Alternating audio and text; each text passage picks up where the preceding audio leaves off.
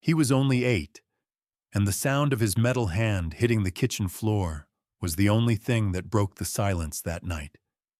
His mother didn't move. His stepfather kept swinging. Outside, the snow fell so heavy it swallowed every cry, except one. One cry that slipped through the storm and found its way to a patrol truck, where an old soldier and his dog were listening. Some say miracles don't come in uniforms, but sometimes they wear a badge and walk on 4 paws. At Healing with Max, we share stories like this, stories that remind us that loyalty still saves lives.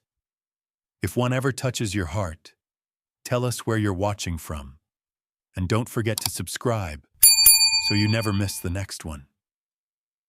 May tonight bring you warmth, faith, and the quiet kind of courage that still changes the world.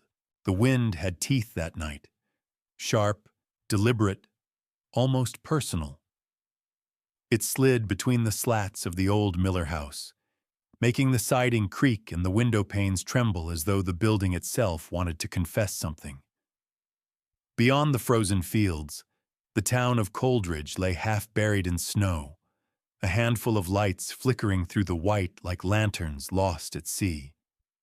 But here, at the edge of town, where no one came after dark, the only sound was the rhythm of winter and the dull echo of something breaking behind closed doors. Inside, the kitchen smelled of old coffee and fear. A single bulb buzzed weakly above a table littered with unpaid bills and empty bottles. The wallpaper had begun to curl from the damp, and the linoleum floor was cracked like a frozen lake. There, on his knees, was Samuel, 8 years old, small for his age, his ribs faintly visible beneath a worn gray shirt. His left arm ended at the wrist, the rest replaced by a dull steel prosthetic that caught the trembling light with each movement. It had once been called a miracle, a gift from a charity worker after the accident. But miracles fade fast in houses like this. Now that same steel clanged softly each time Victor Hale's boot found him. Victor was a man carved from failure. 43, broad shoulders gone soft, hair thinning and yellowed by nicotine, eyes bloodshot from the bottle that never left his reach. He had been laid off from the factory the year before, and since then his anger had grown roots. Every slap, every kick, every curse that left his mouth carried the echo of what he had lost. A job, a name, a life that might have been decent. To him, Samuel's existence was a reminder of that loss, a living mirror of everything he wasn't. "Get up," Victor muttered through clenched teeth, his voice thick with whiskey. Samuel tried. His right hand trembled on the floor, metal fingers of his left scraping across the tile like a wounded bird clawing at the ground. He lifted his head, slowly, carefully, and looked toward the doorway. Margaret, his mother, stood there. 37, her beauty wilted but not gone, her hair once golden now dulled by neglect. She leaned against the frame, robe slipping off one shoulder, perfume barely masking the sour scent of the room. Her face was calm, her lips curved in a faint half-smile that never reached her eyes. She had learned to watch without blinking, to survive by standing still. When Samuel's gaze met hers, it was not accusation he sent her, only a plea, for kindness, for something human.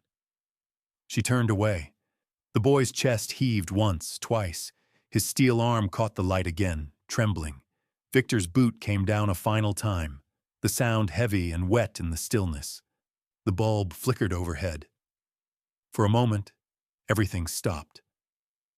Samuel didn't cry. He had learned long ago that crying only fed the storm. Instead, his lips moved silently, shaping the words, "No one's coming." Outside, the storm thickened. Snow spiraled in wild circles, masking the world in white. But somewhere in that distance, a faint rumble broke through. The growl of an engine, the steady hum of tires cutting through ice. A truck moved slowly along the county road, headlights piercing the snowfall in two narrow beams. Behind the wheel sat Raymond Cole, a man whose face was all lines and patience. 58, a veteran of wars that left more ghosts than medals. His hair had turned silver at the temples, his jaw rough with gray stubble. He wore a thick brown coat, patched at the elbows, and his gloved hands held the steering wheel the way a man holds prayer beads, with purpose, with habit. The radio hissed faint static beside him, the same rhythm that filled every lonely patrol night. Beside him, in the passenger seat, sat Max, a German shepherd, 4 years old, large and steady as stone. His coat was sable, black fading into bronze across his back. His amber eyes scanned the darkness, alert but calm, every muscle a quiet question. He was trained for service but carried something deeper, an instinct Raymond had come to trust more than orders. The storm howled, rattling the truck windows. Raymond hummed an old tune under his breath, one he hadn't realized he remembered. Out here, the snow erased everything, mistakes, noise, even the loneliness for a while. Then, faintly, through the hiss of static, something broke the silence. A sound. It wasn't clear at first. A flicker of distortion, a soft tone buried beneath the wind. Max lifted his head sharply, ears pricking toward the north. His body tensed, muscles coiling like springs. Raymond frowned, turning the volume dial. Nothing but static. Then it came again. So faint it might have been imagination. A cry, not loud, not human, at least not anymore. Just one word, stretched thin by distance and cold. A sound no one else would have noticed. But Max heard it. He growled low, the kind of sound that came from the chest, from certainty. Raymond straightened, eyes narrowing. He knew that tone. It meant someone was out there. He slowed the truck, headlights sweeping across the snow. The wipers squeaked in rhythm with his heartbeat. For a moment, everything was still, the kind of stillness that happens right before the world shifts. Inside the Miller house, Samuel lay on the cold floor, his breathing shallow, one hand still gripping the corner of a torn towel. Victor muttered something about teaching respect, then stumbled toward the hallway, bottle in hand. Margaret disappeared into the bedroom, shutting the door softly behind her. The house groaned under the weight of silence once more. Samuel turned his face toward the window. Snowflakes gathered on the cracked glass like tiny ghosts pressing close to watch. The boy's eyelids fluttered, half in dream, half in surrender. Somewhere deep in his chest, a sound escaped. A sound too small to matter, too fragile to change anything. Or so he thought. But outside, in that wide white world, Max had already heard it. Raymond lifted the receiver of his radio, thumb hovering over the button. He didn't speak. The snow muffled everything, swallowing even the sound of his breath. Then, just as he was about to lower it, a single cry slipped through the static again. Max growled, the low thunder of loyalty, and turned his head toward the storm. Raymond's hand tightened on the wheel. He put the truck into gear, eyes fixed ahead, and followed the sound into the white. Through the hiss of the radio, that cry came once more. Faint, distant, breaking the night clean in half. Max's ears twitched. His growl deepened. He had heard something no human could. The road wound downward into the river valley, where the snow deepened and the night seemed to thicken into something solid. The engine hummed low as Raymond Cole slowed his truck to the shoulder, headlights cutting a thin path through the fog that hung like smoke above the frozen creek. He stepped out, boots sinking into white powder that reached his ankles.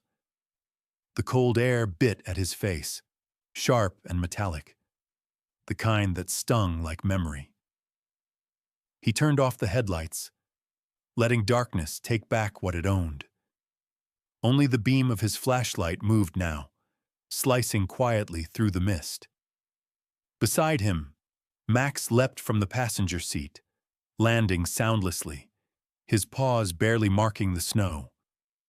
The German shepherd's body stiffened, tail lowered, nose lifted toward the wind. He moved forward in slow, deliberate steps, his breath forming soft clouds that vanished almost as soon as they appeared. Raymond didn't speak. He had learned long ago that silence was its own kind of language, the one dogs understood best. Max's ears twitched once, then twice. He turned toward the bridge. The bridge loomed ahead, an old iron skeleton stretching over the half-frozen stream. The metal beams groaned faintly as the wind pressed against them, echoing like whispers from another world. The snow beneath was untouched, except for a narrow trail, half-buried footprints leading under the arch, where the darkness pooled thickest. Raymond's pulse quickened. He followed, one gloved hand brushing against the cold rail, the other holding the flashlight steady. Max went first, stepping carefully down the embankment, head lowered, eyes fixed on the shadow below. The light caught it then, a flicker, a small motion against the stone wall, a shape huddled close to the ground, trembling. Raymond took a step closer, the beam steady on the tiny figure. A child, barefoot, wrapped in nothing but a thin shirt and trousers soaked through. Snow clung to his hair and lashes. His right arm curled tight against his body, and where the left should have been was a dull reflection of steel pressed to his chest. The boy was no older than 8, pale as moonlight, his lips split and blue. Raymond dropped to one knee beside him, the crunch of snow sounding too loud in that quiet. "Hey, it's okay," he whispered, though he knew the boy couldn't hear through the storm. He shrugged off his thick brown coat and wrapped it around the child, tucking the edges close beneath his chin. The boy flinched at first, then went still, as if unsure whether warmth was something he was allowed to feel. Max circled once before lying down beside him, his heavy frame pressed gently against the boy's side, and the steam of his breath fogged the air between them. He stayed there, motionless, eyes fixed on the child's face as though guarding something sacred. The sound of the boy's breathing was shallow, uneven, every inhale a small fight. Raymond pressed 2 fingers to his neck. There, faint but alive. He exhaled, a long, slow breath he hadn't realized he was holding. The boy stirred. His lashes flickered, revealing eyes that didn't yet know where they were. In that instant, Raymond saw everything, the fear, the exhaustion, the disbelief that anyone had come. His lips moved, barely forming words, the voice more air than sound. "Please, don't let him find me." The words fell apart as soon as they left him, scattering like snow into silence. Raymond didn't answer. There were no words big enough to hold a promise like that. Instead, he took the boy's metal hand in his own gloved one, closing his fingers gently around the cold steel. Max lifted his head, pressing his muzzle against both hands, as if sealing a pact only they could understand. The 3 of them sat there like that, man, dog, and child, bound together by breath and snow and something wordless that felt a lot like grace. Above them, the wind shifted. The distant wail of sirens began to thread through the valley, faint at first, then rising. Raymond looked toward the road, where red and blue lights flickered through the fog, painting the world in pulses of color. Relief mingled with unease. He'd seen too many nights end with help arriving too late. He tightened his coat around the boy's shoulders and gave Max a soft pat between the ears. "Good boy," he murmured. Max's tail thumped once against the snow, but his gaze didn't move from the shadows beyond the bridge. His body had gone tense again, ears forward, nostrils flaring. Raymond frowned, following the dog's stare toward the ridge above. The sirens drew nearer, echoing against the metal frame of the bridge. But Max didn't seem to hear them now. His entire focus had narrowed on something in the trees. Raymond lifted the flashlight and swept it across the slope. The beam caught only snow, nothing but branches and drift. Yet the feeling was there. That instinct honed from years of service, the awareness of being observed. He felt it in the back of his neck, in the stillness between heartbeats. Someone was up there, watching. The boy whimpered softly in his arms, drawing his attention back. Raymond lowered the light, sheltering him from the wind. "You're safe now," he said, though part of him knew it was a promise made too early. Max gave a low growl, not loud, not warning, but a note of certainty. Raymond could feel the vibration through the ground. He looked up once more. The ridge stood silent. The sirens were close now. He could see the glow reflecting off the snow. He waited until the first ambulance appeared, its tires crunching over ice, headlights slicing the night apart. 2 paramedics jumped out, flashlights in hand, voices raised but muffled by the storm. Raymond waved them down with his free hand. The younger medic, a woman in her 30s with a wool hat pulled low over her brow, knelt beside him. "What have we got?" she asked, her breath clouding the air. "Male, approximately 8 years old," Raymond said, voice steady. "Severe hypothermia, possible trauma to the head. He needs warmth and oxygen now." The medic nodded and turned to her partner, a broad man already unpacking blankets and a thermal wrap from the kit. When they lifted the boy onto the stretcher, his hand clutched weakly at Raymond's sleeve before falling limp again. "Easy," Raymond murmured, adjusting the coat around him. Max trotted beside the stretcher, silent, watchful, his paws leaving deep prints behind. The paramedics exchanged a quick look, half awe, half hesitation, as if unsure whether to tell the dog to stay back. They didn't have to. Max knew his place. He never left the boy's side. As they began to wheel the stretcher toward the road, Raymond caught one last glimpse of the ridge. For just a second, less than the time it takes to draw a breath, he thought he saw movement. A figure dark against the snow line, standing still, watching, then gone. The paramedics loaded the stretcher into the ambulance. The rear doors slammed shut, sealing the heat and light inside. Raymond stepped back, wiping his gloved hand across his mouth, the breath from his lungs rising like smoke. Max stood beside him, chest rising and falling, ears still turned toward the woods. He reached down, resting his hand briefly on the dog's head. "We'll find out who did this," he said quietly, more to himself than to Max. The shepherd blinked once, slow, solemn. Then, as the ambulance lights flared brighter, painting the snow red and blue, Max's ears twitched sharply. He turned back toward the ridge, muscles tensing again. Raymond followed his gaze. The light swept across the tree line, nothing but darkness and falling snow. Yet in the hush between sirens, he could swear he heard it. the faint crunch of footsteps retreating into the forest.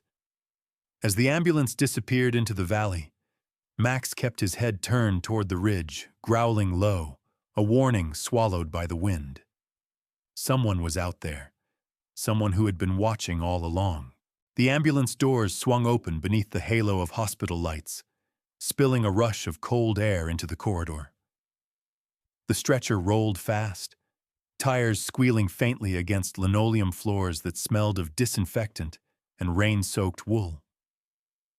Dr. Helen Moore met them halfway down the hall, a woman in her mid-40s, hair the color of walnut bark tied in a messy bun, a navy sweater under her white coat, eyes steady but tired.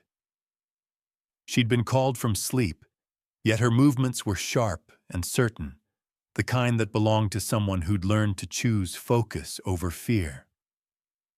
"Room 3, she told the nurses, voice clipped and low, and they obeyed without question. The night pressed cold fingers against the windows, but the air inside the hospital carried its own chill, one made not of weather, but of urgency. Samuel lay small on the stretcher, motionless except for the tremor of breath that fogged the oxygen mask.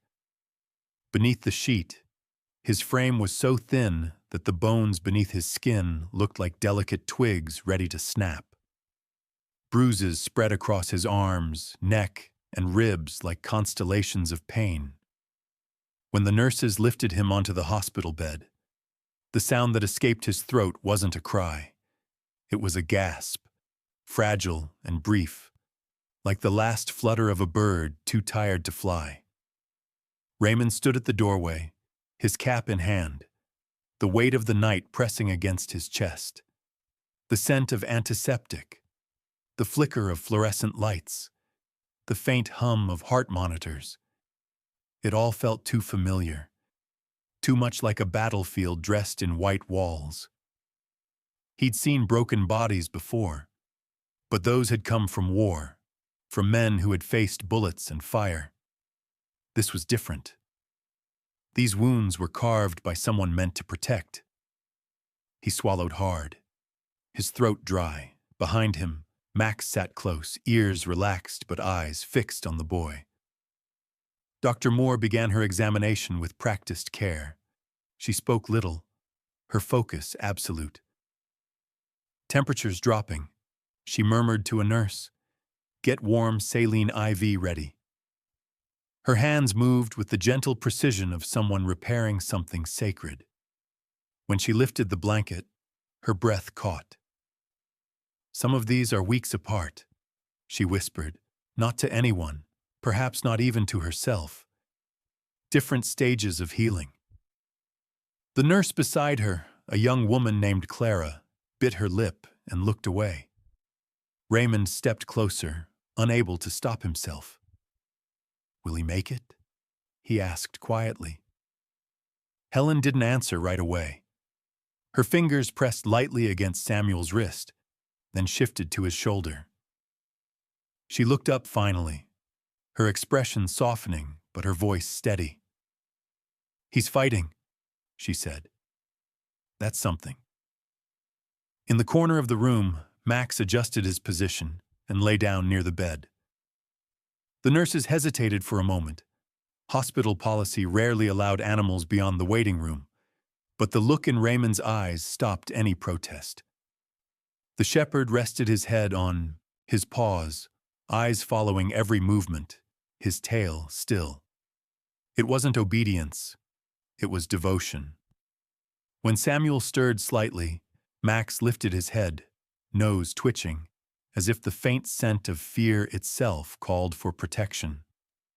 Dr. Moore took a step back, crossing her arms. Her gaze lingered on the boy's steel arm. "That prosthetic," she said quietly. "It's military grade. Where did he—" She stopped herself. Never mind. Her voice dropped softer now, nearly a whisper. "Whoever did this, he didn't start tonight." Raymond's jaw tightened. "Then we'll finish it tonight," he said. The words were low, calm, but beneath them ran a current of something darker, something that belonged to soldiers who had once promised themselves they'd never go to war again. A soft sound interrupted them, the faintest whimper, almost lost under the hum of the machines. Samuel's eyes fluttered open. Gray, dulled by fever, they drifted unfocused toward the ceiling before settling on the shadow beside his bed. The oxygen mask fogged with each shallow breath. His lips parted, no words forming, only the trembling question of a child who no longer believed in answers. Raymond moved closer, kneeling by the bedside. His hands, rough from years of labor and loss, found the boy's again. The small one, warm, fragile, the other cold and made of steel. He didn't know what to say, so he said the only thing that felt human. "You're safe now," he murmured. The boy blinked, slowly, as though the word safe were foreign to him, an idea from another world. His tears slipped sideways into his hair, silent and saltless. For a moment, the world was still. Even the machines seemed to hum quieter, as if giving the boy space to breathe. Then, a sound. Soft, low, vibrating through the floor before it reached the air. Max's growl. It wasn't loud enough to alarm, but it was the kind of sound that drew attention from every soul in the room. The shepherd had risen, tail low, ears forward. His gaze turned toward the door, hackles lifting slightly. Raymond stood, instinctive, hand on the dog's collar. "What is it, boy?" he asked, but Max's focus didn't waver. The nurses froze mid-step, exchanging glances. Dr. Moore frowned and moved to the intercom. "Is someone outside the ward?" she asked sharply. The answer came not from the intercom, but from the corridor, the faint murmur of voices. A nurse peeked into the hallway, then turned back, her face pale. "There's a man at the front desk," she said. "He says he's here for the boy, claims he's the father." Raymond's blood chilled. He looked down at Samuel, whose eyelids fluttered open again, not in confusion this time, but terror. The boy's breath quickened, the monitor beeping erratically. Raymond placed a steadying hand on his shoulder. "He can't have you," he whispered under his breath. Dr. Moore's tone shifted, crisp and commanding. "Lock the side door. Nobody gets through without clearance." The nurse hurried to obey, but Max didn't settle. His eyes stayed on the glass pane of the door, muscles taut, a low rumble still trembling in his throat. Through the hallway window, a flicker of movement passed. A shadow, tall and slow, pacing beyond the frosted glass. Raymond couldn't make out the face, only the outline, the way the head tilted slightly as though listening. The kind of patience that didn't belong to concern. It belonged to ownership. The hum of fluorescent lights filled the silence that followed. Dr. Moore turned off the main light, leaving only the monitor glow painting the boy's face in pale blue. "Stay with him," she told Raymond softly. "I'll make the call to security." Raymond nodded. He pulled the blanket tighter around Samuel, his hand never leaving the boy's shoulder. Max moved closer again, resting his body alongside the bed, gaze locked on the door. Outside, the footsteps faded, but not far enough. From the lobby, a voice echoed faintly through the intercom, low and deliberate.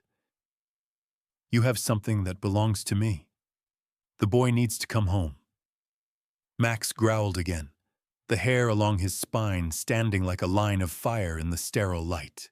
The dawn broke slow and colorless, its pale light spreading over fields of hard snow. The air was still, the kind of stillness that came before confession, when even the wind refused to breathe. Raymond Cole stepped from his truck, boots sinking into the frost, breath steaming like smoke. Behind him, Two patrol cars idled in the driveway of the Hale property, their red-blue lights dimmed but waiting. He held the search warrant in one gloved hand, but the paper felt unnecessary. Whatever truth lay inside this house would not be found in ink, but in silence. Max leapt from the passenger seat before the men could speak. His paws hit the ground with a soft thud, nose lifted, drawing in the scents tangled in the cold air. The dog's tail was low, his posture alert, the faint rumble in his throat not of aggression but recognition. He knew the scent already, the fear of a child, the cruelty of confinement. Raymond followed, eyes scanning the property. The snow had stopped, yet it felt as though the world still held its breath. The house looked harmless in daylight. A modest one-story home with beige siding and dark shutters, smoke curling thinly from the chimney. It could have been anyone's house. Quiet, respectable, forgettable. But Raymond had learned in war that evil rarely wore the face of monsters. It preferred clean lines and polished surfaces. He pushed open the front gate, the iron latch groaning softly. The door opened before he could knock. Margaret Hale stood there, dressed immaculately in a cream blouse and pressed slacks, her hair tied neatly at the nape of her neck. Her eyes were pale, almost gray, and her lips carried a practiced smile. "Officers," she said sweetly, stepping aside. "There's been a misunderstanding. My son has a vivid imagination." Her voice was smooth as honey poured over ice. Raymond didn't answer. He nodded to the two deputies, Sergeant Lyle Jennings, a square-jawed man in his 50s, and Officer Deborah Lynn, young but steady-eyed. They entered with quiet discipline, spreading out through the hallway. Raymond's gaze swept over the living room, spotless, curtains drawn, furniture aligned perfectly. A vase of fresh carnations on the table. Too clean, too deliberate. "Where's your husband, Mrs. Hale?" Raymond asked, voice low. She tilted her head, that same faint smile never faltering. "Victor is resting. He's been unwell since last night's commotion. We didn't sleep a wink, poor thing." Her tone was casual, almost tender, as though speaking of a mild inconvenience, not the ruin of a family. From behind, Max's nails clicked against the hardwood floor, breaking the quiet. He moved with intent, nose sweeping low, then lifting toward the air vents. His ears twitched, and he let out a low, uncertain sound. A sound Raymond had learned meant something's wrong. The dog padded past the kitchen, ignoring Margaret's attempts to call him back. "Ma'am, please step aside," Raymond said evenly, following Max down the corridor. Margaret hesitated, her hand tightening briefly on the edge of her blouse. Then, with a half-sigh, she smiled again and gestured with a lazy wave. "Of course. Look wherever you like." The hallway narrowed, the air changing as they moved deeper inside. There was a faint, metallic tang, something between rust and rot, barely perceptible beneath the scent of lemon cleaner. Max stopped at a door near the end of the hall. His tail stiffened, hackles rising. He sniffed along the crack near the baseboard, then began to paw, slow, deliberate strikes, claws scraping wood. Raymond's pulse quickened. He reached for the knob. Locked. He turned to Jennings. "Get the crowbar." Jennings returned within seconds, and with one sharp motion the lock gave way. The door swung open, and a cold, damp breath of air rushed out. It smelled of mold, metal, and something human that had lingered too long without sunlight. The flashlight beam cut through the dark, revealing a narrow staircase that descended into the basement. The concrete walls below glistened faintly, moisture dripping from rusted pipes. As Raymond stepped down, each echo of his boots felt too loud, too intrusive.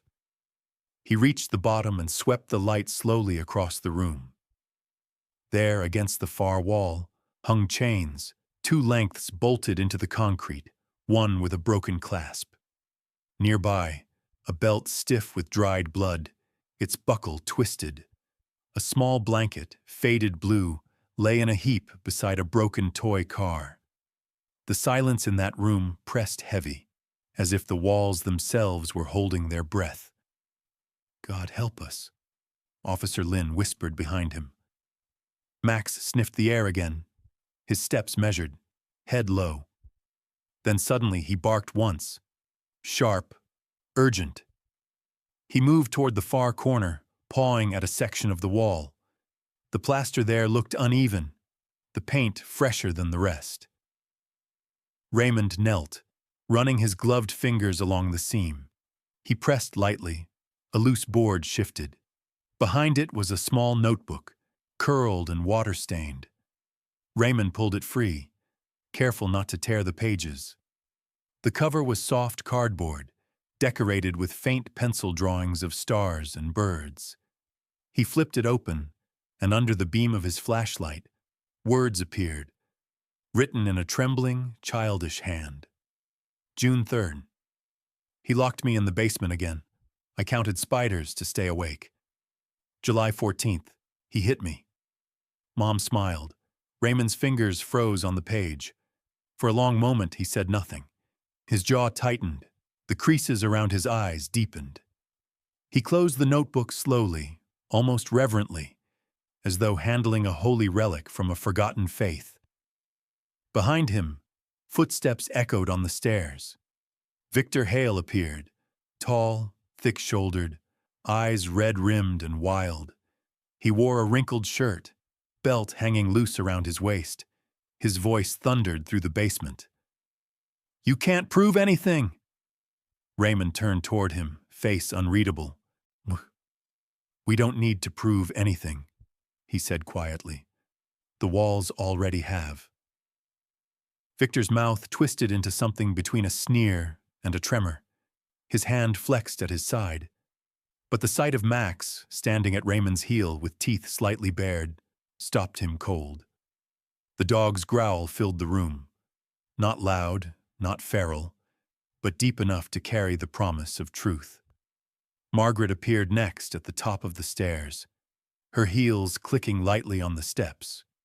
She was no longer smiling the way polite women smile at company. Her eyes were distant, almost dreamy, and her voice, when it came, was soft, detached, and strangely calm. "You never should have found him," she whispered. Her words floated through the basement like smoke, thin and poisonous. For the first time, the mask slipped, the perfect mother, the wronged wife, all gone. What remained was something colder, quieter, infinitely more dangerous. Raymond's flashlight trembled faintly against the concrete wall as Margaret's whisper lingered in the air. Max's growl deepened, a warning swallowed by the silence. Outside, the first crow of morning broke through the frost, but inside that basement, dawn felt a long way off. Morning broke over Franklin County like a breath half-held, thin light stretching across courthouse steps still glazed with old snow. The building itself rose solemn and gray, its columns streaked by years of rain and silence. Inside, the air carried that hushed weight, particular to rooms where truth is about to be spoken aloud. Every footstep echoed too sharply. Every whisper died too quickly. Raymond Cole sat near the back of the gallery, hat in his lap, posture straight, eyes fixed forward. Max lay obediently beneath his bench, tail curled neatly, watching the aisle like a sentry born for this very kind of day. The courtroom felt colder than the world outside. Frost rimmed the lower windows, and the pale winter sun barely cut through the glass. At the front, Judge Marion Doyle adjusted her spectacles, a woman in her early 60s with a calm, unforgiving gaze. She'd presided over enough cruelty to recognize the quiet kind, the kind that smiled at neighbors and prayed on Sundays. "Bring in the boy," she said softly, and the bailiff nodded. The door opened, and Samuel appeared, guided by a court officer. He wore a navy sweater too big for him. Sleeves rolled past his wrists, the wool swallowing his narrow frame. His right arm ended in that slender arc of polished steel, its surface catching the light like water. He moved carefully, step by step, not from fear, but from remembering. Max followed close, leash slack, golden brown eyes never leaving the boy's side. The hush that fell was total. Even the sound of the radiator faded. Across the aisle, Victor Hale sat in chains. His suit was rumpled, his jaw unshaven, his stare burning holes into the space between him and the child. Margaret sat beside her attorney, expression blank, as though the proceedings were a dull errand. Her posture was perfect, hands folded neatly in her lap, face powdered pale, the faintest curl of a smile still stitched at the corners of her mouth. Samuel climbed onto the witness bench, his feet not quite reaching the floor. Max lay down at once before him, chin resting between his paws, his body forming a silent barrier between the boy and the rest of the room.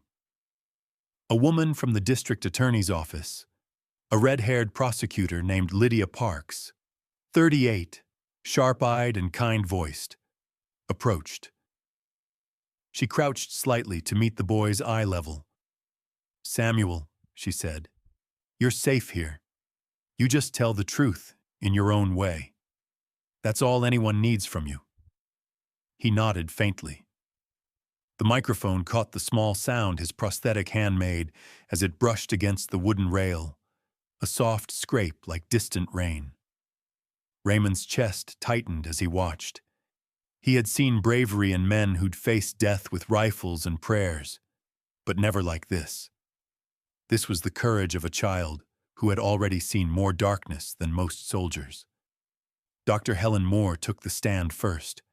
Her hair was pulled back in a strict bun today, her lab coat replaced by a gray blazer. She kept her hands folded, but a tremor betrayed her restraint. Her voice was clear, clinical at first. "These injuries," she began, gesturing to the reports projected on the screen, "are not random. They are consistent, repeated, layered over time." She paused, swallowing hard. "These are not accidents. They are patterns." Her words settled into the wood of the benches, the ceiling beams, the bones of every listener. Margaret's eyes flicked briefly toward her, but revealed nothing. Victor shifted in his seat, a muscle ticking at his jawline. Next came the notebook.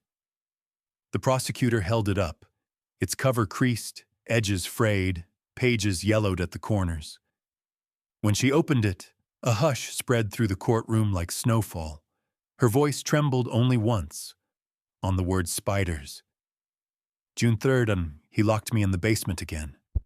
I counted spiders to stay awake. July 14th, he hit me." Mom smiled. The sound of paper turning was louder than anyone dared breathe. Some people in the gallery looked away. Others wept quietly into their sleeves. Even the bailiff's stern posture softened, his eyes glimmering with something he didn't bother to hide. When the final page was read, silence followed. A silence so absolute it seemed to press against the skin. Then, faintly, the sound of Max's breathing rose into it. Steady, calm, alive. It was the sound of presence, of something unbreakable remaining beside the child who had endured. Samuel's steel fingers tapped once, nervously against the bench. The microphone caught the rhythm, a small heartbeat against wood. Judge Doyle took a moment before speaking. Her gavel hand rested loosely on the block, her voice soft, but carrying across every corner of the room. "This court has heard enough." The verdict came like thunder rolling down a mountain. Victor Hale, found guilty of aggravated abuse, sentenced to decades behind bars. Margaret Hale, found guilty of neglect, stripped of custody, and sentenced to confinement. The words hung in the air, heavy and final. For once, justice did not whisper. It thundered. Victor's defiance cracked first. He shouted something about lies, about innocence, but the bailiffs were already at his arms. Margaret didn't move. Only when they stood to lead her away did she turn her head slightly toward the boy. Her eyes cold, detached, and for the first time, frightened. As the gavel struck once more, the air in the courthouse seemed to break open. People exhaled. Shoulders dropped. The kind of silence that followed was no longer heavy. It was release. Outside, the wind had picked up, tossing small flakes of snow through the courthouse steps. The sky was the color of faded pewter. Raymond waited near the steps, coat collar turned up, hat in hand. He watched as Dr. Moore guided Samuel out of the building. Max bounded ahead, leaving neat paw prints in the snow. The boy looked smaller against the wide gray of the world, but the steel in his hand gleamed when it caught the light. He stopped before Raymond, eyes lifted. There was a question there, unspoken but felt, the same one he'd carried since that night beneath the bridge. Raymond knelt slowly, knees creaking, breath forming a thin mist between them. He adjusted the scarf around the boy's neck and smiled faintly, the kind of smile that knew loss but believed in continuation. "You did good today, son," he said quietly. Samuel hesitated, then extended his prosthetic hand. The movement was awkward but deliberate, an offering. Raymond reached out, his gloved palm closing gently over cold metal. Max pressed forward, resting his broad head against the boy's arm, eyes closing in contentment. The world around them blurred into gray and white, but that small circle of warmth held fast. For a moment, there was no past and no courtroom, only three souls breathing the same cold air, their hearts steady and shared. Then Raymond spoke, almost to himself, almost to the wind. "You'll need a home." He paused, eyes lifting toward the horizon where the snow met the trees. "And I think I might know one." The boy's breath caught softly. Max looked up, tail thumping once against the snow. And in that fragile morning light, the promise of a new beginning stirred. Quiet, steady, and waiting. By the time the last frost melted from the fields of Cedar Grove, the land had begun to breathe again. The creek behind Raymond's house gurgled softly beneath the budding willows, and the air smelled faintly of pine sap and turned earth. The wind no longer howled through the empty hills. It hummed. A different kind of sound filled the mornings now. The bark of a dog, the laughter of a child, the clinking of a mug against wood. Peace had not come suddenly. It had crept in gently, one sunrise at a time, until Raymond realized it had been sitting beside him all along. The little white-fenced house on the hill had once been a quiet place, a refuge built more from habit than hope. Raymond had lived there for years, with only Max and the weight of his silence for company. Now it was alive again. In the yard, Samuel darted across the grass, his small frame swift and sure, sunlight flashing off the polished steel of his prosthetic hand. His laughter came in short bursts, uneven, wild, free. Max, now shedding his winter coat in clumps of brown and black fur, bounded after him, ears flopping, tail sweeping great arcs through the green.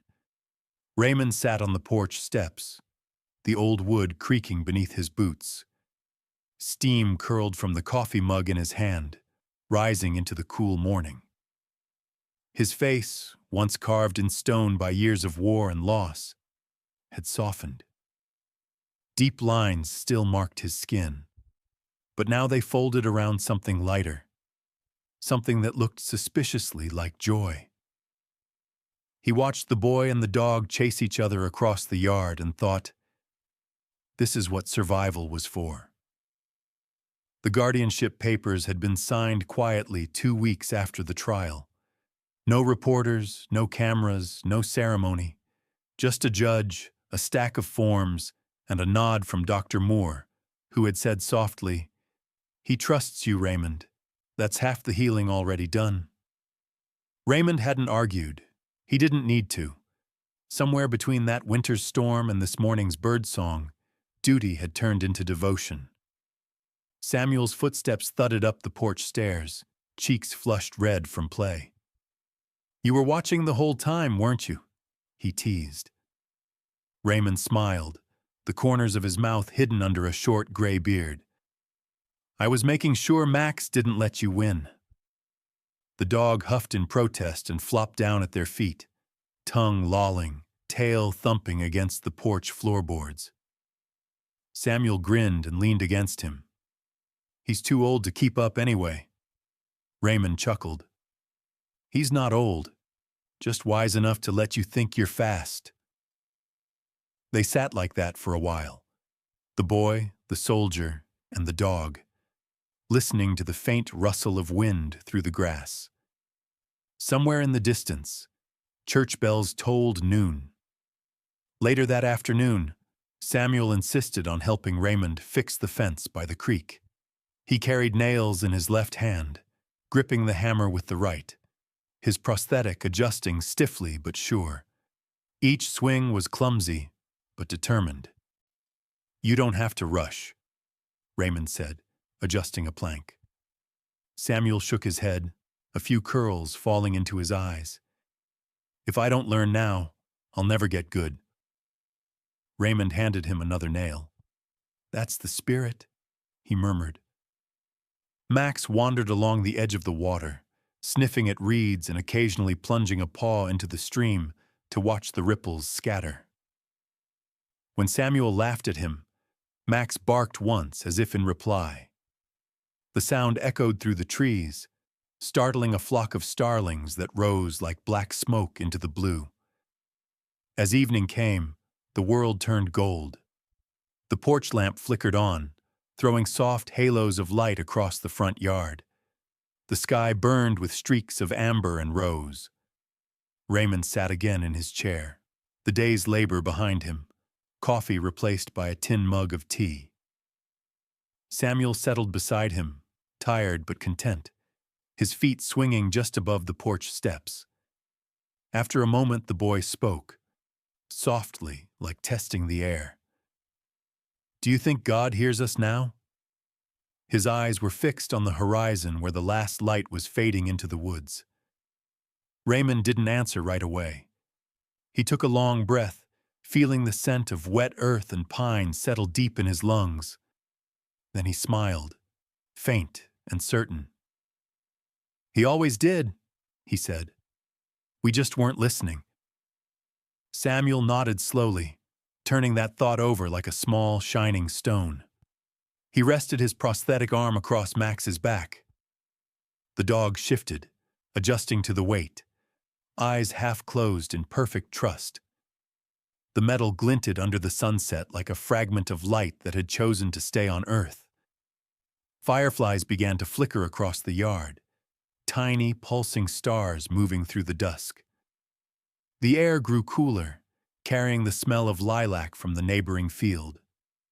Somewhere far off, a train horn sounded, a low, haunting note fading into distance. Raymond sipped his tea, his gaze distant but peaceful. He thought about the winter that had taken so much, and about the spring that had given something better in return. The boy's laughter, the warmth of fur against his hand, the quiet companionship that needed no words. All of it wove together into a kind of grace he'd never known he was missing. As the stars emerged one by one, he leaned back in his chair and closed his eyes, listening to the heartbeat of the house, the soft pad of paws, the creak of floorboards, the gentle hum of life continuing. If anyone had walked by the fence just then, they would have seen it clearly, the picture of peace. A soldier scarred but not broken. A boy who had learned to trust the world again. And a dog who had never stopped believing in both. The camera of the mind pulls back, slow and deliberate, until the small white-fenced house becomes a warm blur in the distance. The laughter fades into the song of crickets and the whisper of wind. And then, as if carried on that wind, the narrator's voice returns, low, steady, and sure. Not every miracle falls from heaven. Some walk beside us on four paws, carrying the weight of what we've survived and the warmth of what we can still become. The last light slips away behind the trees, leaving only the glow from the porch and the gentle rhythm of breathing. One man, one boy, and one loyal dog, proof that even after the hardest winter, spring remembers how to find its way home. Some stories don't end when the mission does. They linger, in the breath between words, in the soft rustle of a porch wind, in the way a loyal heart keeps listening long after the noise has gone. We live in a world that rarely notices the quiet ones, the soldier who still watches the horizon, the child who dares to hope again, the dog who never stops guarding what's left of good. But maybe that's where the real courage hides. Not in grand gestures, but in the small mercies that keep us human. Loyalty, kindness, forgiveness, they don't shout, they whisper. And if you listen closely enough, you can still hear them, moving through the world like a prayer carried by the wind. So tonight, if the world feels heavy, remember this. There are hearts out there still keeping watch, still choosing gentleness over anger, still believing that love, no matter how bruised, can heal what's broken. Sometimes, the quietest hearts carry the loudest courage. And sometimes, that's all the world needs to keep turning toward the light.